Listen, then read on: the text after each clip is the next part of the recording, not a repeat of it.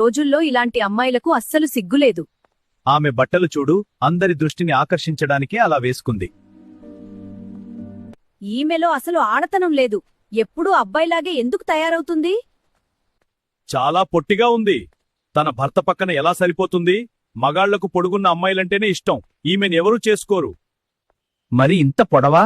మగాళ్లకంటే పొడవుగా ఉంటే అస్సలు బాగోదు. లావుగా ఉన్నప్పుడు ఆత్మవిశ్వాసం ఉండొచ్చు కాని ఇలాంటి బట్టలు వేసుకోకూడదు. గౌరవం కావాలంటే కొంచెం బరువు తగ్గాలి. చాలా నల్లగా ఉంది, అందంగా లేదు. తెల్లగా ఉంటే బాగుండేది. పిల్లలు ఉన్న ఈమెను మళ్ళీ ఎవరు పెళ్లి చేసుకుంటారు?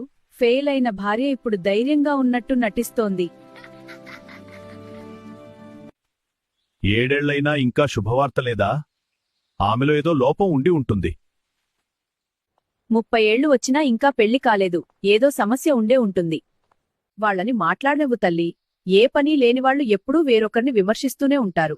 నువ్వేం వేసుకున్నా, ఎలా ఉన్నా, ఎలా బతికినా ఈ సమాజం ఏదో ఒకటి అంటూనే ఉంటుంది. నువ్వు వాళ్లు గీసిన గీతల్లో ఈమడటానికి రాలేదు. నీకంటూ ఒక సొంత ఆకాశాన్ని నిర్మించుకోవడానికి వచ్చావు.